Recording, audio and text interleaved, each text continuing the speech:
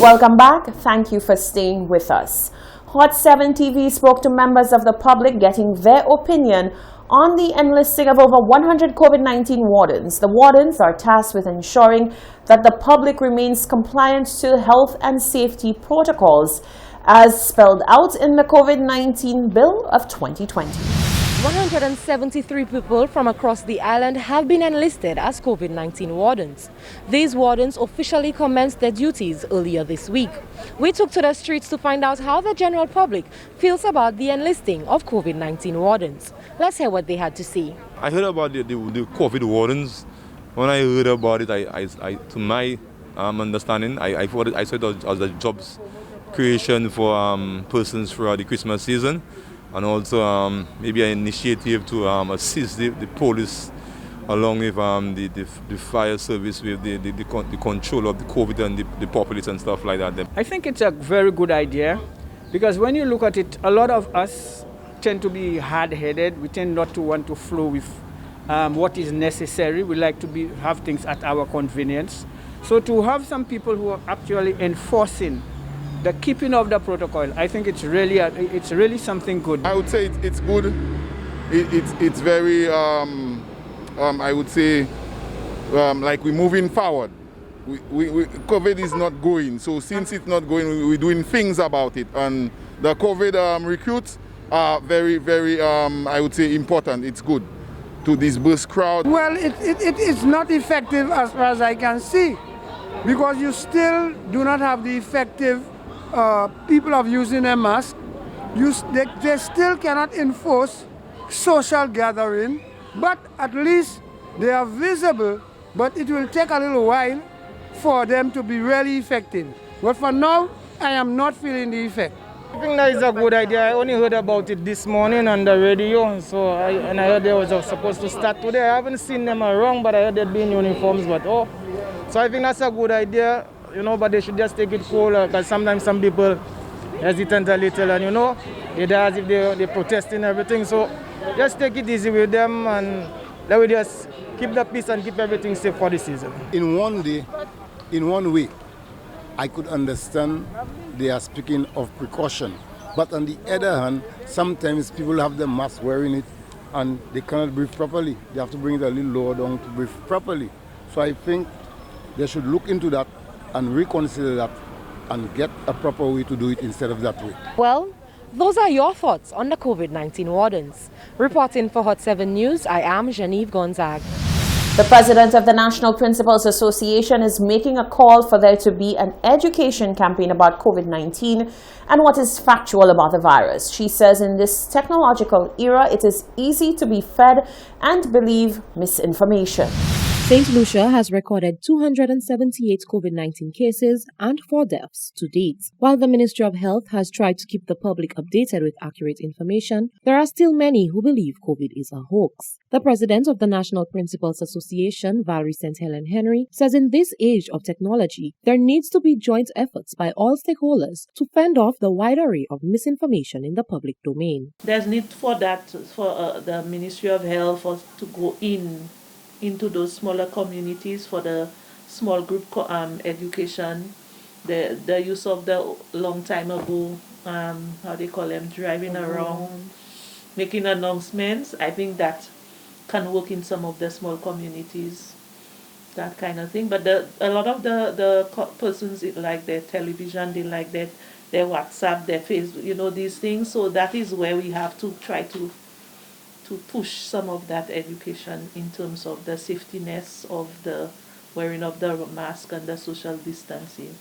There's need for a lot of monitoring and vigilance in terms of some areas in Castries. She says many observations have been made regarding a lack of police presence in small communities. Saying you see even young children being sent to the little shop, and they don't have their mask. People walking around without their mask.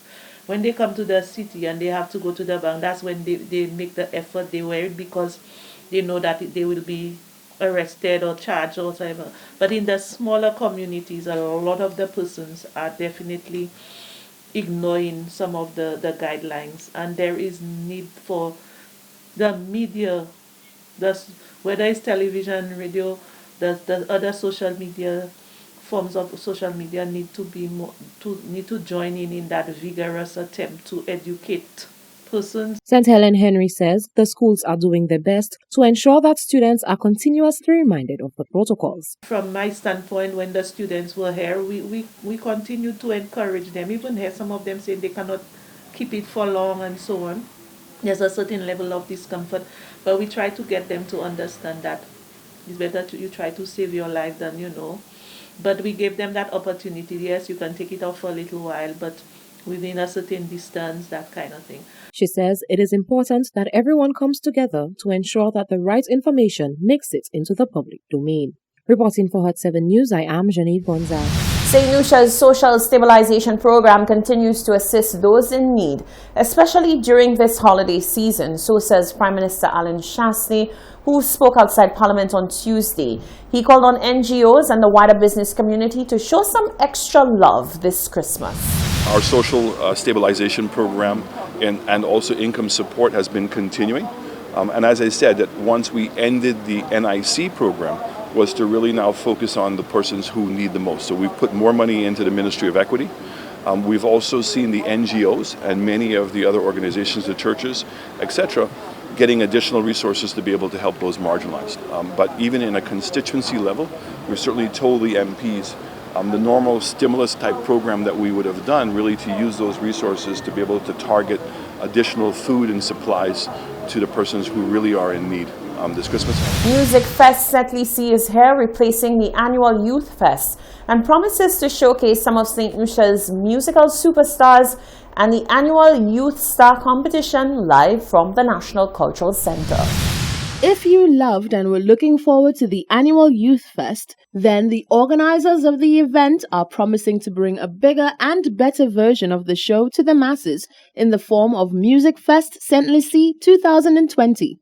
Stephen Edmond, better known to local music fans as Esteban, is the marketing manager for the event and stopped by Hot 7 TV to give the information on the musical venture that will see up-and-coming artists and seasoned performers taking to the same stage. He explained how not even the COVID-19 pandemic would stop the music. We've been having Youth Fest since 2003, and this year we did realize that we had to upgrade to incorporate more of a musical festival that focuses on all the different genres of music that comes out of St. Lucia and around the world.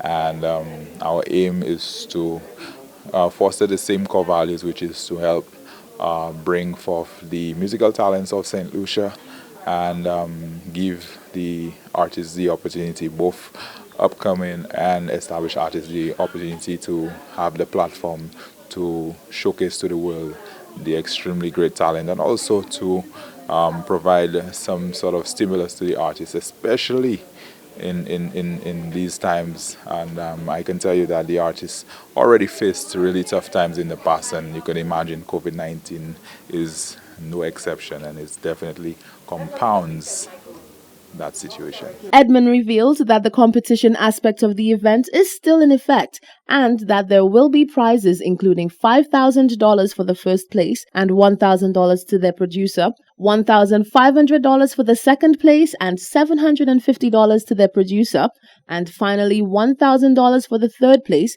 with $500 going to their producer. There's a Youth Star competition. This competition is within the Music Fest. This competition, we had a submission of music by the artists. They submitted the tracks and the finalists were chosen. We have 12 finalists. Each of these finalists will be performing on December the 20th at the National Cultural Center to a live audience via social media, television and radio. We're excited about the event that is happening on December the 20th, live on television, radio and social media at 4 p.m.